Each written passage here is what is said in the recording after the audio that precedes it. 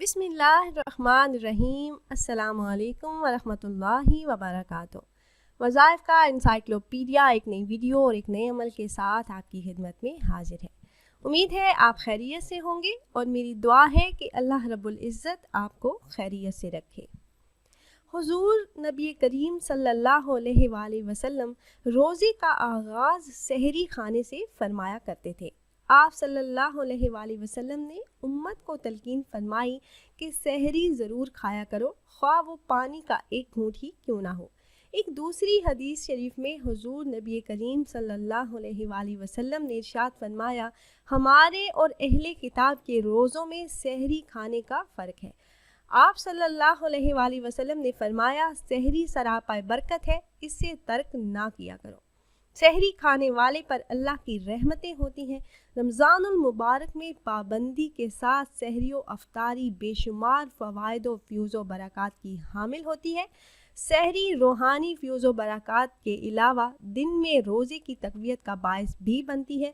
آپ صلی اللہ علیہ وآلہ وسلم نے ارشاد فرمایا، دن کو کیولا کر کے رات کی نماز کے لیے مدد حاصل کرو اور سحری کھا کر دن کے روزے کی قوت حاصل کرو۔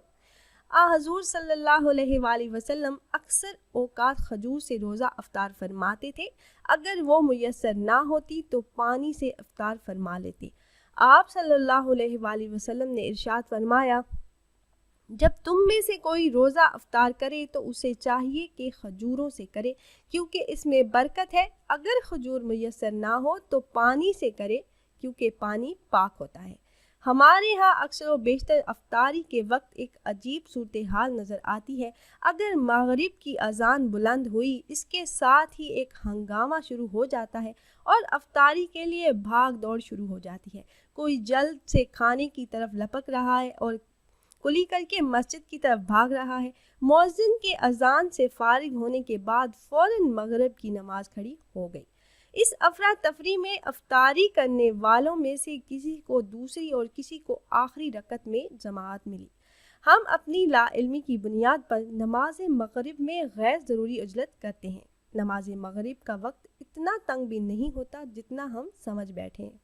سحری کرنے میں تاخیر اور افطاری کرنے میں جلدی کرنا حضور پاک صلی اللہ علیہ وآلہ وسلم کی زندگی کا معمول رہا۔ رسول اللہ صلی اللہ علیہ وآلہ وسلم نے فرمایا، میری امت کے لوگ بھلائی پر رہیں گے جب تک وہ روزہ جلد افطار کرتے رہیں گے۔ اور دوسری جگہ ارشاد فرمایا، جب تم میں سے کوئی اذان سنے اور برتن اس کے ہاتھ میں ہو تو اپنی ضرورت پوری کیے بغیر اسے تنگ نہ رکھے۔ ایک حدیث قدسیہ میں اللہ پاک فرماتے ہیں، میرے بندوں میں میرے پیارے وہ ہیں جو افطار میں جلدی کریں۔ اس حدیث پاک کا مطلب یہ ہے کہ جب تک اس امت کے لوگوں میں یہ دونوں باتیں یعنی افطاری میں جلدی اور سحری میں تاخیر رہیں گی تو اس وقت تک سنت کی پابندی باعث حدود شرع کی نگرانی کی وجہ سے خیریت اور بھلائی پر قائم رہیں گے۔ نبی اکرم صلی اللہ علیہ وآلہ وسلم نے فرمایا، مجھے روزہ جلدی افطار کرنے اور سحری میں تاخیر کرنے کا حکم دیا گیا ہے۔ صحابہ کرام کا بھی یہی معمول تھا کہ وہ آفتاب غروب ہوتے ہی افطاری سے فارغ ہو جایا کرتے تھے۔ حضور نبی کریم صلی اللہ علیہ وآلہ وسلم کا دوسرا مبارک معمول رمضان المبارک کی راتوں میں تواتر و کثرت کے ساتھ قیام تراویح، تسبیح و تہلیل اور ذکر الہی میں مہویت ہے۔ نماز کی اجتماعی صورت جو ہمیں تراویح کی صورت میں دکھائی دیتی ہے، اسی معمول کا حصہ تھی۔ حضور نبی کریم صلی اللہ علیہ وآلہ وسلم نے رمضان المبارک میں قیام کرنے کی فضیلت کے باب میں ارشاد فرمایا، جس نے ایمان و احتساب کی نیت پر رمضان المبارک کے روزے رکھے اور راتوں کو قیام کیا، وہ گناہوں سے اس دن کی طرح پاک ہو جاتا ہے جس دن وہ باطن مادر سے پیدا ہوتے وقت بے گناہ تھا۔ اس ارشاد گرامی کی رو سے روزے کے آداب کی بجا آوری اور رات میں عبادت اور ذکر الہی کے لیے کھڑے رہنے سے انسان کے گناہ بارگاہ الہی کی طرف سے عفو و کرم سے اس طرح مٹا دیے جاتے ہیں کہ گویا وہ اپنی ماں کے پیٹ سے پیدا ہوا ہو۔ تو رات کے قیام کے لیے محبوب ترین عمل جو سنت نبوی صلی اللہ علیہ وآلہ وسلم سے ثابت ہے وہ نماز تراویح ہے، جس میں قرآن مجید کی تلاوت کی جاتی ہے۔ نماز تراویح کا سنت موقدہ ہونا ثابت ہے۔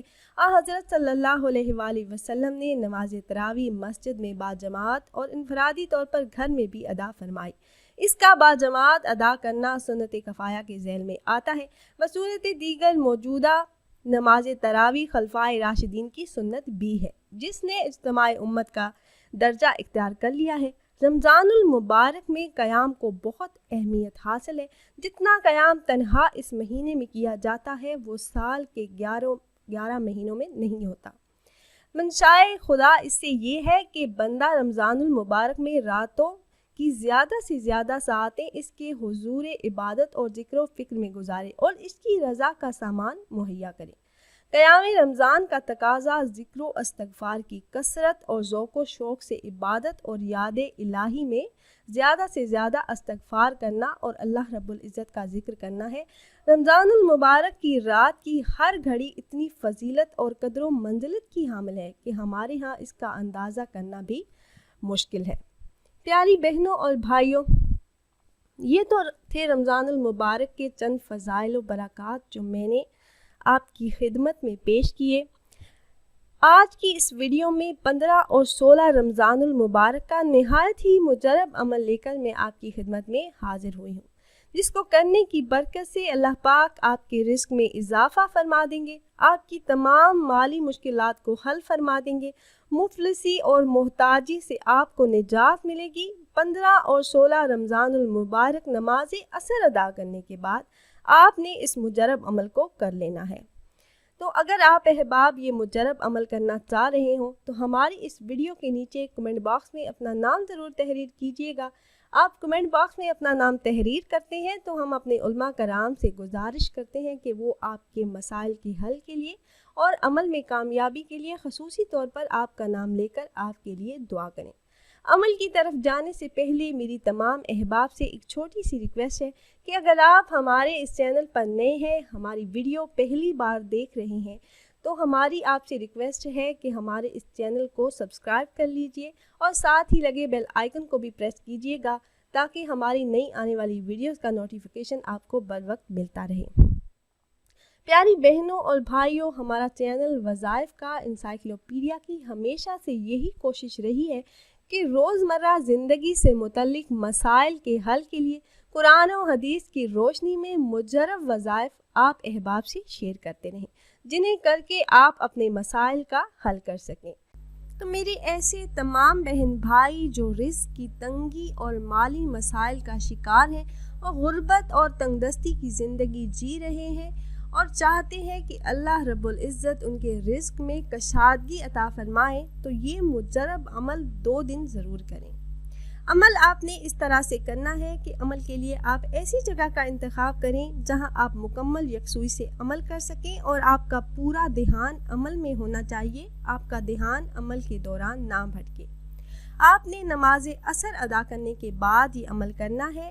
15 رمضان المبارک اور 16 رمضان المبارک 2 دن کا یہ عمل ہے اور 2 دن آپ نے یہ عمل نماز عصر ادا کرنے کے بعد ہی کرنا ہے، اور عمل کے لیے آپ نے ایک ہی جگہ کا انتخاب کرنا ہے، یعنی پہلے دن جس جگہ آپ عمل کریں گے 15 رمضان المبارک کو اور 16 رمضان المبارک کو بھی آپ اسی جگہ بیٹھ کر عمل کریں گے۔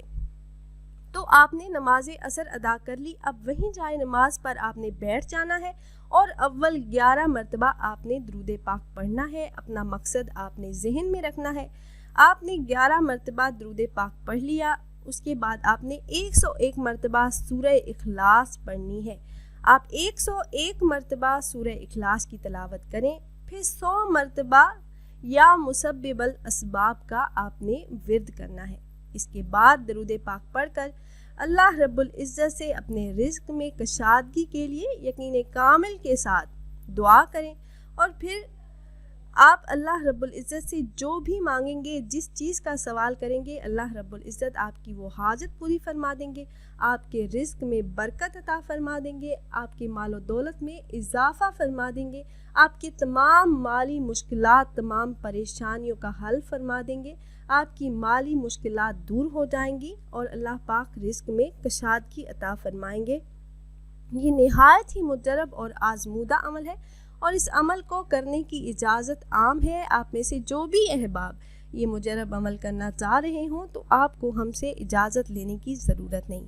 عمل میں آپ کو ایک بار پھر سے بتا دیتی ہوں، آپ نے 15 اور 16 رمضان المبارک نماز عصر ادا کرنے کے بعد وہیں جائے نماز پر بیٹھ جانا ہے۔ اول آپ نے 11 مرتبہ درود ابراہیمی جو نماز میں پڑھی جانے والی درود پاک ہے پڑھ کر آپ نے 101 مرتبہ سورہ اخلاص پڑھنی ہے، پھر 100 مرتبہ یا مسبب الاسباب کا ورد کرنا ہے۔ اس کے بعد درود پاک پڑھ کر اللہ رب العزت کے سامنے اپنی جھولی پھیلائیں گے تو اللہ پاک آپ کی خالی جھولی کو بھر دیں گے۔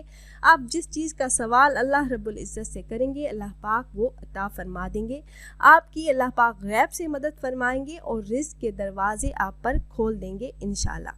تو خود بھی عمل کیجئے، اپنے دوست و احباب سے بھی شیئر کیجئے گا تاکہ زیادہ سے زیادہ لوگ اس سے فائدہ اٹھا سکیں، اور ہماری اس ویڈیو کو آپ لائک اور شیئر کر دیجئے گا اور اپنی رائے کا اظہار کمنٹس کے ذریعے کرنا نہ بھولیے گا۔ پھر حاضر ہوں گے ایک نئی ویڈیو ایک نئے عمل کے ساتھ، تب تک کے لیے اجازت دیجئے، اللہ حافظ۔